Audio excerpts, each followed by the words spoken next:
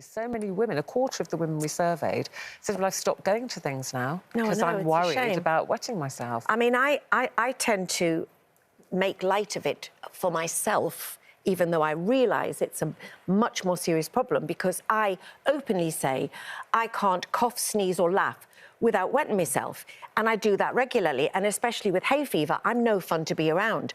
You know, don't worry, I'm wearing me panty pads to it.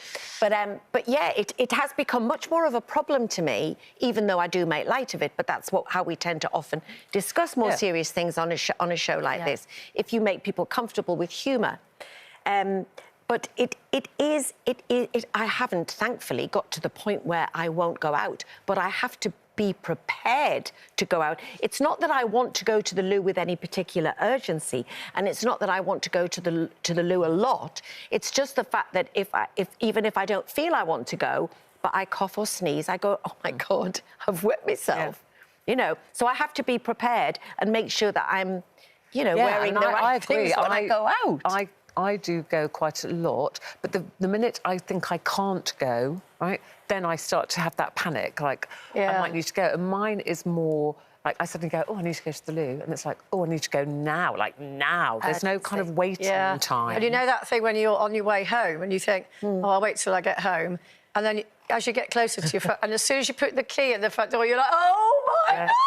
Yeah. It's touch and go. It is good, like you said, though, on this show, we talk about a number of issues, and I think it is You've got so much to look forward to, Katie. I know, I can't wait. It's just, it's been really eye-opening joining the panel, but I think also we're lucky to have this space to be able to talk like this, whether it's menopause, incontinence, periods, but I think for men, it's still such a taboo subject, and men do suffer from incontinence, just like women, you know, the same symptoms, they have a weak pelvic floor, but equally they can do similar exercises to what we can do to improve it. But I just can't think of any male environments where they would sit and talk freely like See, we always assume that it's talking about pelvic floor. We always assume that it's women post-childbirth. That's when we're told to do the pelvic floor exercises.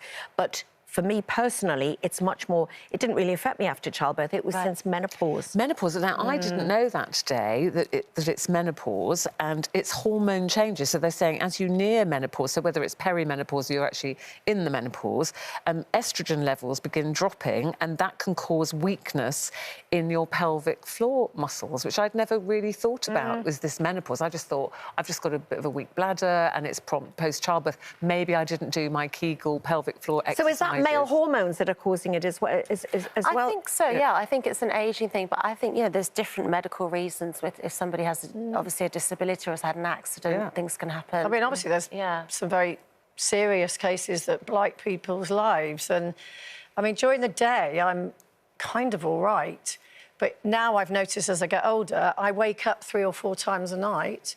Don't even need to want to go that much, but my brain won't let me... My brain just makes me go, whoa, I need to go to the loo, and then I have to get up because I can't go back to sleep again. So I've noticed that. But one of the things... they're talking here about bladder training, and this is something I do. They say, don't go to the toilet just in case. So Which is what your mum's always... You know when you're always like, oh, I'm going out now, I'll just go to the loo just in case. Safety week. But apparently that's sort of training your bladder to then do that. So what you should actually do, they're saying, is wait until you really do need to go. But that's kind of difficult if you... I'm too nervous don't know where there's going to be a loo. Because when I get to that point, it's like, it's coming. So if there's not a loo, and I always think if you're urinating frequently, you're detoxing, your body's obviously absorbing enough water, you're hydrated. I think that's a good thing. You know. Talking of hydration, sorry, Ruth, very quickly, caffeine and fizzy drinks are bad for incontinence. Oh, well, there you go, If then. I have a coffee, That's like me. 5 minutes later, I need to go to the loo.